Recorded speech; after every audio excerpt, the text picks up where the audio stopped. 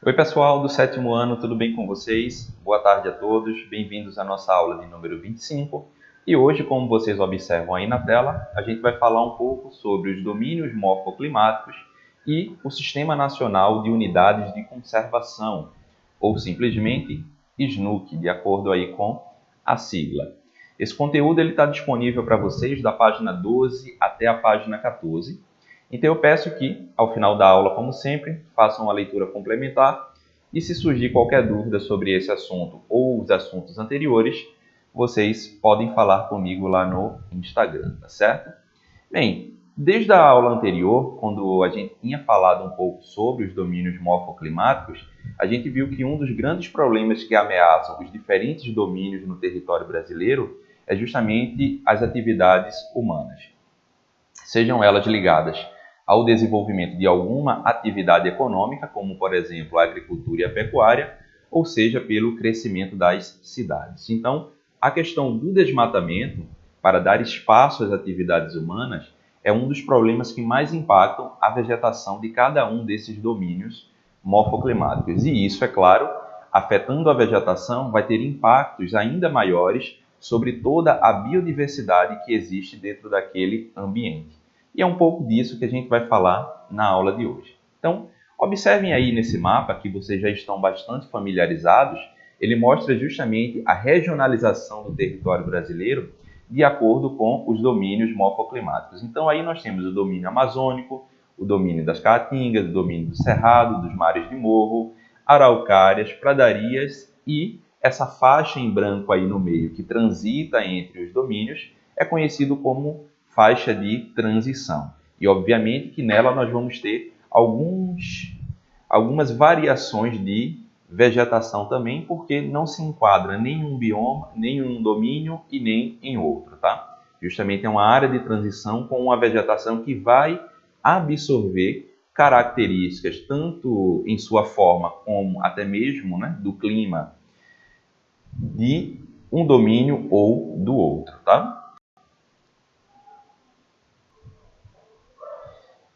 Bem, na sequência aí, como vocês observam, e a gente já havia falado bastante sobre isso, cada um dos domínios morfoclimáticos, eles vão possuir características próprias. E justamente por esse motivo, dessas características no tipo de vegetação, no tipo de clima, no tipo de relevo, a gente vai encontrar uma grande diversidade, tanto de flora quanto de fauna.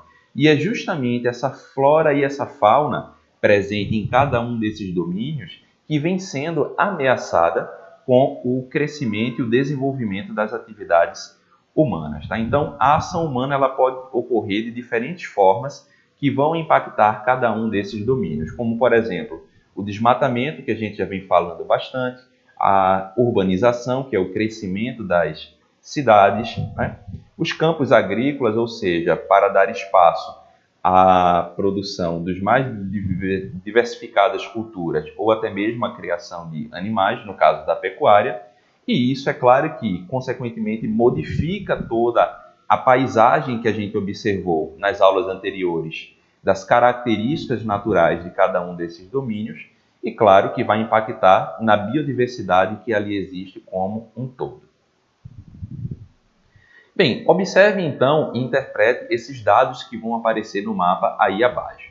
Então, para falar um pouco do impacto das ações humanas em cima das características e principalmente da vegetação desses domínios, a gente tem aí no caso o domínio dos cerrados. Tá? Então, observem aí, de acordo com o título do mapa, o desmatamento no cerrado, devastação cresce mais na área do Matopiba. O que quer dizer isso? Matopiba quer dizer o acrônimo das iniciais dos estados do Maranhão, Tocantins, Piauí e Bahia. Então, de acordo com os dados apresentados nesse mapa, estados como Maranhão, Piauí, Tocantins e Bahia, na atualidade, são os estados que têm sofrido mais e tem sido mais perceptível a questão do desmatamento do cerrado. Por quê? São justamente nas áreas desses estados onde a gente tem um avanço do que a gente chama da fronteira agrícola, né? Ou seja, um crescimento, uma expansão das áreas de faixas de terras agricultáveis nesses estados. Então, se a gente pensar no desmatamento do cerrado, esses são os estados que aí apresentam aí um número maior em áreas desmatadas. É claro que isso também vai ser influenciado justamente por conta da área em que esse domínio ocupa em cada um desses estados. De acordo com esse mapa que está aqui à direita da tela de vocês, a gente consegue observar que estados como Maranhão, Piauí, Tocantins e Bahia são áreas onde o domínio dos cerrados ele tem uma menor área de ocupação. Então, consequentemente, avançando a fronteira agrícola nesses estados, a gente vai ter também um grande impacto sobre esse domínio, que é o domínio dos cerrados. Aqui nesses outros dados, aqui ao lado, no mapa, a gente tem justamente a área em quilômetros e a área em porcentagem de desmatamento por estados do domínio dos cerrados. Vamos considerar os dados por porcentagem para a gente entender um pouco desses números e o quanto vem sendo impactado esse domínio pela questão do desmatamento. Por exemplo, estados aqui como Mato Grosso do Sul, a gente observa que aproximadamente 68% da área desse estado que compõe o cerrado, ela já foi desmatada. Como, por exemplo, aqui, destacando o estado de Goiás, nós temos 57%. No estado do Mato Grosso, 39%. Né? Aqui nós temos também 58% Distrito Federal. Então percebam que em todos os estados onde esse domínio ele tem influência, onde há áreas que são cobertas pelo domínio dos cerrados, ele vem sendo impactado pela questão do desmatamento, tá? Bem, mas não é apenas o domínio dos cerrados que vem sofrendo aí, que vem sendo ameaçado pelo avanço do agronegócio, tá? Então, quando a gente pensa no desmatamento, principalmente em áreas do cerrado e de outros domínios, no caso o domínio amazônico, que é o que a gente vai falar agora, a gente tem todas aquelas séries de ações humanas que são desenvolvidas. Crescimento das cidades, o desmatamento, mas, sobretudo, né, esse desmatamento ele vem sendo provocado pelo avanço das atividades do agronegócio, a agricultura e pecuária intensiva, como vocês já conhecem, eu já havia falado um pouco para vocês em aulas anteriores. Então, observem aí, destacando a situação do domínio amazônico, né? Ele tem sido intensamente transformado ao longo do tempo pela ação humana, né? Como atividades principalmente de mineração. Então, é uma outra atividade humana que se agrega às outras que a gente já havia falado anteriormente e que impactam a vegetação e as características do ambiente do domínio amazônico, tá? E também outra questão importante é justamente a construção de hidrelétricas. A gente sabe que nessa região do domínio amazônico é uma região que tem uma grande disponibilidade hídrica e isso é claro que favorece a geração de energia a partir da construção de hidrelétricas. E como a gente sabe também, a construção de hidrelétricas ela não tem apenas um impacto ambiental do ponto de vista de perda da biodiversidade, de flora e de fauna, mas também a gente tem um impacto social, tá? Porque existem diferentes grupos e diferentes comunidades que habitam essas regiões do domínio amazônico e que realizam suas atividades nesses espaços. E claro que todas essas comunidades acabam sendo impactadas devido aí à construção de hidrelétricas. Sobre essa questão da hidrelétrica, eu vou deixar um vídeo aí na descrição da aula de hoje para vocês.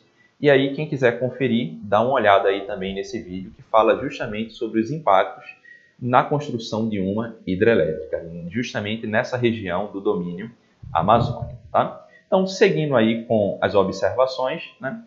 E para se ter uma noção, então, da importância desse bioma, né? Pesquisas que foram realizadas aí pelo Instituto Brasileiro de Florestas revelam que somente na Amazônia há cerca de 30 milhões de espécies de animais. E claro que esse número ele pode ser ainda maior, considerando que nem todas as espécies animais que existem dentro do bioma, dentro do domínio amazônico, elas chegaram a ser catalogadas ou até mesmo estudadas. Tá? E, diante então desse impacto que o domínio amazônico ele vem sofrendo, a gente então se depara com matérias como essas que vocês observam aí na tela, tá? Observem. Pecuária é a causa do desmatamento na Amazônia, diz relatório e evidencia o desmatamento causado pela pecuária na Amazônia Legal brasileira. Então a gente pode fazer essa comparação, né?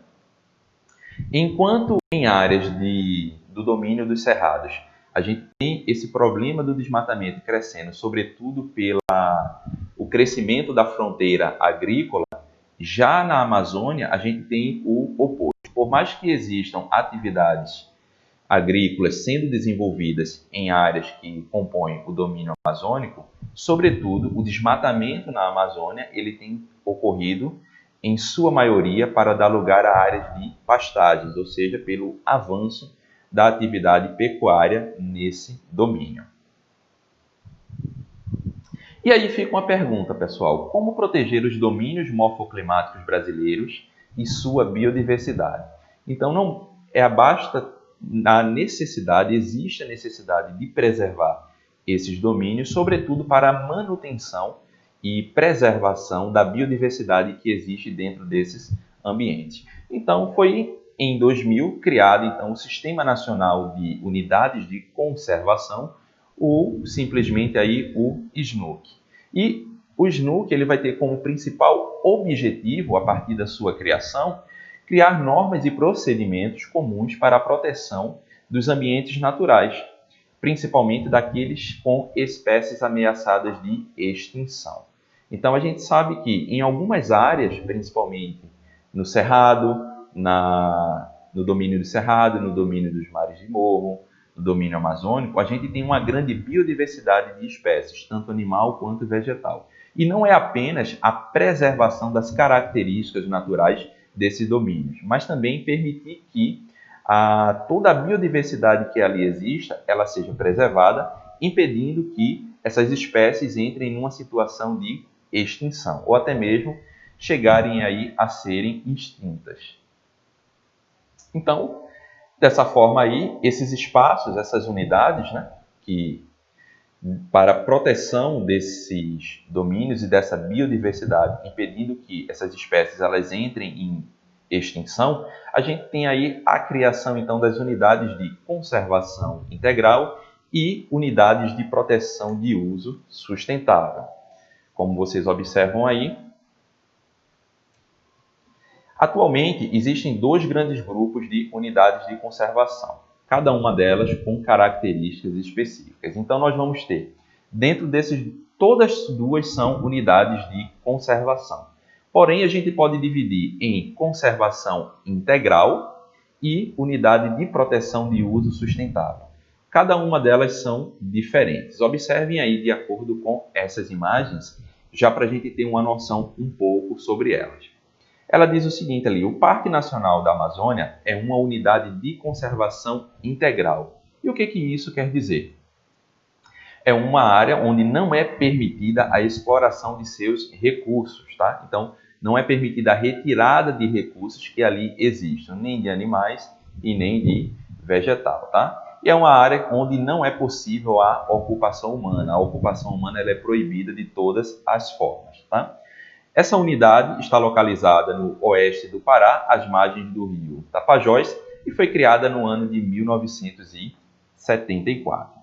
E já aqui ao lado, a gente tem um exemplo de uma floresta nacional de Ipanema, está distribuída pelos municípios paulistas de Araçoiaba da Serra, Capela do Alto e Iperó. Trata-se então de uma unidade de proteção de uso sustentável, tá? Por quê? Dentro dessa unidade já é permitida aí a exploração de recursos e a ocupação humana, como a gente observa pela própria imagem aí com interferências que foram construídas por ação humana, tá? E claro que vai seguir todo um conjunto de regras que estão previstas em lei.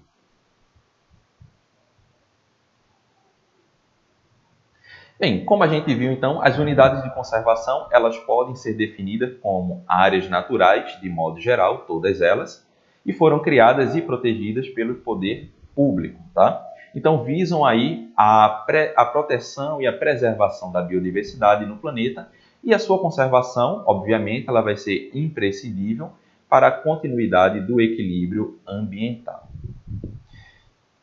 E, novamente, aí uma definição sobre a unidade de proteção integral e a unidade de proteção com uso sustentável, tá? Então, unidades de proteção integral, ela tem normas mais restritas, posto que são direcionadas à pesquisa e conservação da biodiversidade, tá? Então, em raras exceções, esses espaços de unidade de proteção integral, eles podem ser utilizados por pesquisas, seguindo, é claro, um conjunto de critérios, mas nunca aí para a ocupação humana.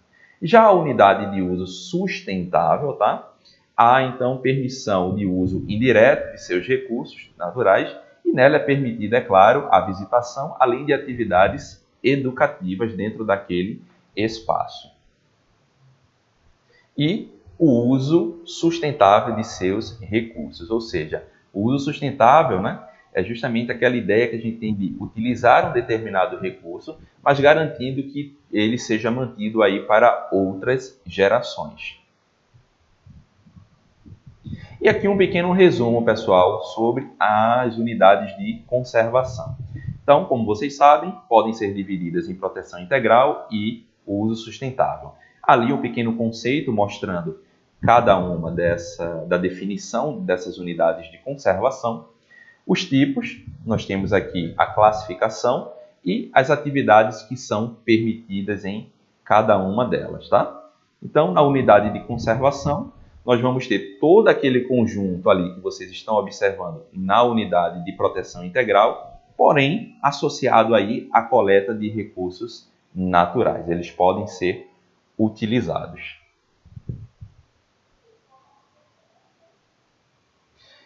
E por fim, pessoal, a gente tem aí que o SNUC, ele representa então uma das legislações mais avançadas no mundo em relação à biodiversidade e patrimônio cultural nacional, tá? Contudo, a grande extensão territorial e a falta de investimentos em políticas ambientais dificultam muito a fiscalização para o cumprimento das leis ambientais. Em resumo, o que é que isso quer dizer? No Brasil, a gente tem realmente leis ambientais que são muito fortes e bastante avançadas se comparadas ao restante do mundo. Porém, devido à grande extensão territorial que o Brasil tem e uma ausência de políticas públicas e também uma ausência de contingente, ou seja, de pessoas que estejam ligadas a esses órgãos e que possam fazer esse trabalho de fiscalização, a gente ainda assim se depara com situações como aquelas que eu havia mostrado no início da aula para vocês, falando sobre o desmatamento na Amazônia e o desmatamento no Cerrado e o impacto a toda a biodiversidade, causando aí até mesmo situações de extinção ou de quase extinção de algumas espécies, tá? Então, é um problema sério ainda que o Brasil precisa avançar muito no combate ao desmatamento para a preservação de toda a biodiversidade que existe dentro do seu território. Então, é necessário que novas leis passem a existir e as que já existem, elas sejam aplicadas de forma efetiva. E também altos investimentos em monitoramento, principalmente na questão do desmatamento, em áreas mais remotas, aí pertencentes a cada um desses domínios morfoclimáticos. Bem, eu vou deixar essa dica de documentário para que vocês assistam, é bastante interessante. O link dele também vai estar aí na descrição do vídeo da aula de hoje, tá? E de atividade de casa, eu vou deixar para que vocês respondam a página 12, 13, 14 e 16, tá ok? Então, pessoal, essas foram as considerações da aula de hoje. Lembrando que qualquer dúvida sobre esse ou assuntos anteriores, falem comigo lá no Instagram, tá certo? Então, tchau para todos vocês e até a próxima.